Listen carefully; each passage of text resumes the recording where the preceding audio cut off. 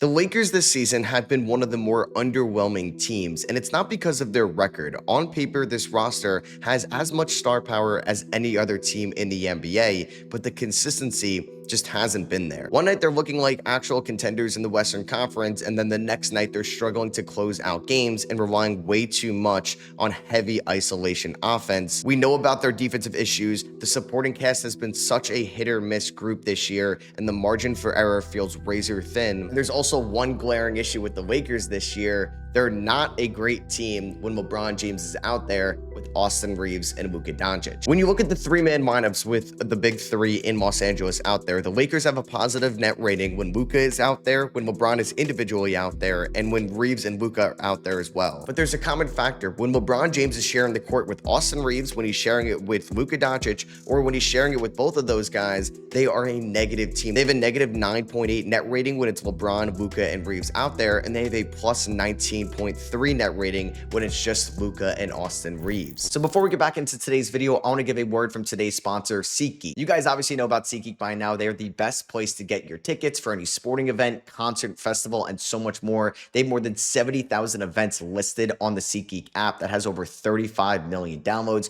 You guys know that I live here in Philadelphia, and I want to go to March Madness this year. It's really cool that the Friday games and Sunday games are going to be at the Xfinity Mobile Arena where the 76ers play. You guys know that I love the draft, and hopefully I'll be able to scout out some of the top prospects here at the Xfinity Mobile Arena, and I'm going to be getting my tickets here on SeatGeek as well. And what I love about SeatGeek, they rate every ticket. Green means good, red means bad. They'll give it a 1 to 10 scale to show you if you're getting a good value for the ticket you are purchasing. And of course, I have a code for you guys. You can use my code SROS2026, SROS2026 for 10% off your next set of tickets at SeatGeek. That's code SROS2026. Doesn't matter if you've already had a SeatGeek account or you're signing up for the first time. Link will be in the description below. And thank you again to SeatGeek for sponsoring today's video. And the Lakers aren't a bad team record-wise this year. They're 34-23. It feels like a little bit that they've overachieved. Their expected win-loss is actually 28-29. They're currently ranked 17th in net rating, so there is a decent gap between where they stand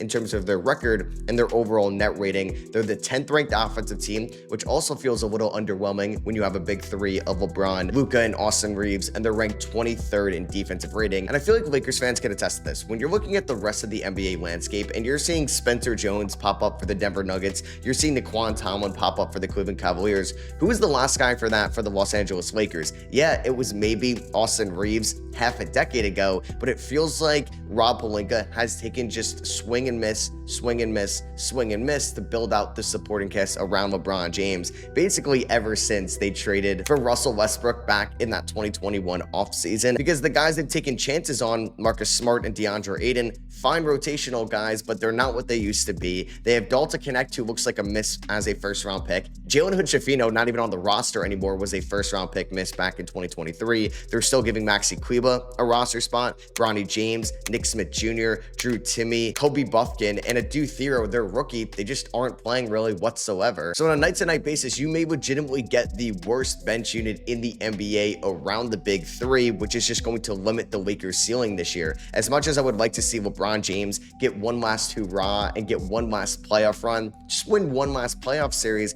I can't really take the Lakers seriously as a playoff contender this year. I don't really take them seriously last year against the Minnesota Timberwolves. I predicted them to lose in round number 1, and it was more convincing than I thought. They ended up losing in 5. The Lakers clearly were outmatched down low. It didn't match the big man skill that the Minnesota Timberwolves had. Now, right now, the Lakers are the 6th seed in the Western Conference. To be honest with you, I expect them to finish at that 6th seed at the end of the year. Phoenix right behind them is dealing with some noticeable injuries right now to Dylan Brooks and Devin Booker, and right ahead of them, the Minnesota Timberwolves. I don't think they're going to slide out. They've actually been one of the healthier teams in the NBA this year, so I feel like that is going to just make the LA Lakers be the 6th seed so they avoid the play-in tournament, which is probably going to align them against Houston, Denver, or Minnesota in round number 1. I don't love their chances against any of those 3 teams. I definitely don't like them against Denver and Minnesota. Houston, they probably have their best chance against, just because you're going up against Kevin Durant and Alperen Şengün, a very top-heavy offensive team that's dealt with their own depth issues this year. When you're looking at Fred VanVleet's injury, Steven Adams' injury, they haven't really had a great chemistry, you could say, this year. Ime Udoka has been kind of frustrated with the Rockets as of late, so that could be the Lakers' best chance at winning a playoff series.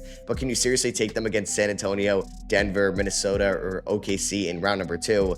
I can't right now. And when you're the LA Lakers with arguably the greatest player of all time, there's going to be that added level of pressure, because a successful Lakers season could still be 48 to 50 wins and a round 1 exit, given how limited this roster is defensively around Luka Doncic, which you really need to build that defensive infrastructure around Luka. But it does feel like we're heading towards an end of an era. The Lakers were bought out by Mark Walter, who is the main majority owner now of the Lakers. And it recently was reported that Andrew Friedman and Farhan Zahidi, main decision makers of the Dodgers front office in baseball, are going to help advise Rob Pelinka in the Lakers front office. I think it would be a time for a change there. I'm not really sure if Rob Pelinka is going to get let go this offseason, but I do feel like we've ran its course on the Rob Pelinka era as the main Lakers decision maker. I just don't think he's hit moves on the margins properly. Yes, he was able to get Austin Reeves as an undrafted free agent, but he hasn't really drafted well either. As a Duth hero, hasn't really shown much for them this year. Dalton Connect and Bronny James have not shown enough to be a draft class back in 2024. They missed on Jalen Hood-Schifino in 2023. I will give him credit for Max Christie in 2022. They traded their 2021 first round pick for Russell Westbrook, and they traded away a pick that ended up being Jaden McDaniels in the 2020 draft for Dennis Schroeder. So that's basically 1 second round hit in the last 6 drafts. And it's going to be a pivotal offseason for the Lakers, a team that owns their first round pick this year. They don't own a single second rounder right now. They traded their last second rounder for Luke Kennard at the deadline to get off of Gabe Vincent, who they definitely regret signing a little bit. They were handed this life raft in Luka Doncic for Anthony Davis, Max Christie, and just 1 first round pick at the 2025 deadline. So they are going to reshuffle this roster around Luka. They have a ton of free agents: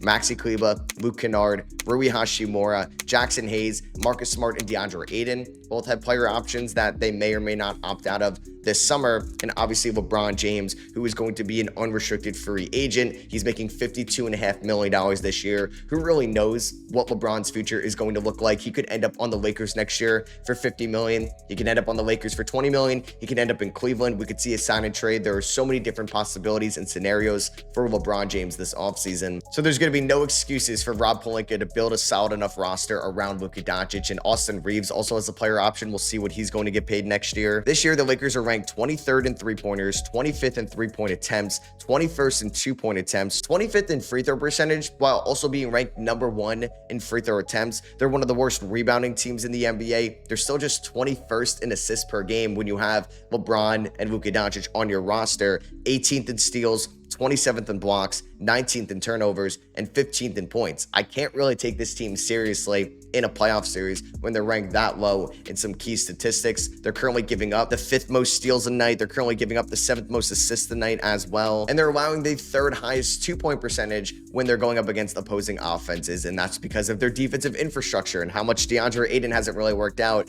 And yeah, Jackson Hayes has probably exceeded his minimum value at times for you, but it's just not the foundation the Lakers have needed over the last few years. They haven't really gone after a big swing for a big man. They obviously traded away Anthony Davis for Luka Doncic. They've been rumored of plenty of guys in the past: Nick Claxton, Mitchell Robinson, Jared Allen. Will we actually see them upgrade the center position? Because you could see Luka flourish when he had a good center infrastructure in Dallas with Derek Lively and Daniel Gafford.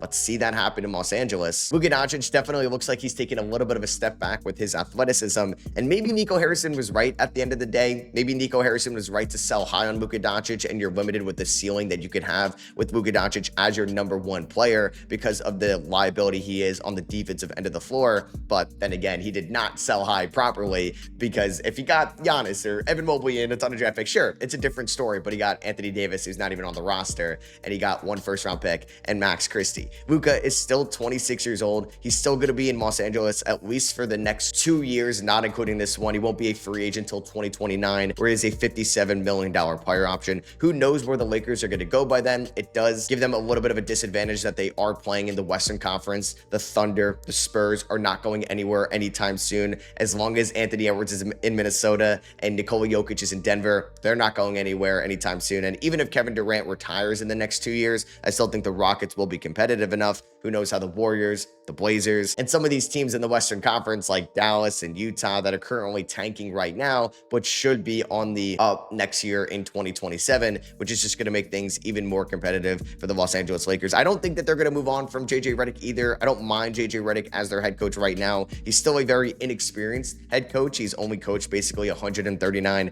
regular season games, one playoff series at that as well, and he's dealt with that added level of pressure in the LA market and having to coach LeBron James in his final few years of his career. But when you're watching this team just kind of blow a game to the Orlando Magic, which happens more often than not, you would think, for the Los Angeles Lakers, and Luka Doncic really doesn't know if he should take the final shot or not. I mean, that was really odd that he didn't really pull up, because that's a patented Luka game-winning three-point shot. He didn't attempt it. He kind of threw a grenade to LeBron James, who had to take like a fall-away three-pointer, almost went in. But the Lakers lose a game they should win against the Orlando Magic, who didn't have Jalen Suggs, who didn't have Franz Wagner, and Paolo Banchero had one of the better games he has had all year. The game before that, they got blown out by the Boston Celtics by 22 points, a same Celtics team that doesn't have Jason Tatum. It's led by Jaylen Brown and Peyton Pritchard, and the Lakers were pretty much healthy in this game. LeBron, Luka, Reeves all played. Were all minus 14 or worse in this matchup. And you could not see the glaring difference from both those teams and how Joe Mazzulla likes to operate the Boston Celtics, kind of like the Lakers' arch rival. These two are the staple franchises in NBA history and NBA today. And you're watching everybody crash the glass offensively and defensively for the Boston Celtics. And if they're not, they're getting pulled. And I don't think JJ Redick wouldn't adopt that coaching style. It's just he doesn't have those guys at his disposal. And that just goes back to my point before, where the Lakers are worse when LeBron, Luka, and Reeves share the floor together. And now we're seeing a decent sample size of that going forward, and how good the Lakers looked earlier in the year when LeBron James was out with sciatica and it was Reeves and Luka playing off each other. Now Reeves has had noticeable injuries this year as well, so he might not be playing at 100%, but I feel like we might actually see LeBron James play on a different team before his career is over, and maybe there's going to be a farewell tour in Cleveland. Maybe he ends up in a different, bigger market like New York or Golden State. Who really knows? We honestly won't know till July 1st where LeBron James is really going to end up. The Lakers do have their first round pick this year. It's at 21. Maybe they have their eyes set on the draft. Maybe they don't. I would definitely draft somebody this year. The Lakers have had one of the worst young cores in the league for a while, ever since they kind of gutted their young core for Anthony Davis. It worked out in hindsight, and they traded away a first rounder, Max Christie and Anthony Davis, for Luka Doncic. You still make that trade 10 times out of 10, no matter what. I just think that they need to add some young bigs, some young defensive athletic wings around Luka Doncic, and build that infrastructure that Nico Harrison smartly built in Dallas. Getting guys like PJ Washington and Derrick Jones Jr. and Daniel Gafford were very smart moves from Nico Harrison. Like, Nico Harrison really built a great roster around Luka Doncic. That's what just makes it even more insane that he traded him away for maybe like 2 cents on the dollar. But I think Rob Pelinka should actually maybe bring in Nico Harrison and ask him a few questions on how to build a roster around the 26-year-old Slovenian superstar. So yeah, that is gonna be for me. I hope you guys did enjoy this video. I kind of just wanted to talk about the Lakers' current state, where they could be looking in the future. Lakers fans, let me know what you think of this roster right now. This might feel like a gut-punching spot of the season. Definitely that loss to the Orlando Magic hurts, and you're not really seeing a realistic path to getting to the conference finals, maybe not even round 2. So let me know your thoughts and opinions down below. If you did enjoy, I would appreciate you dropping a thumbs up. Subscribe if you're not already. Catch you guys in the next one. Peace.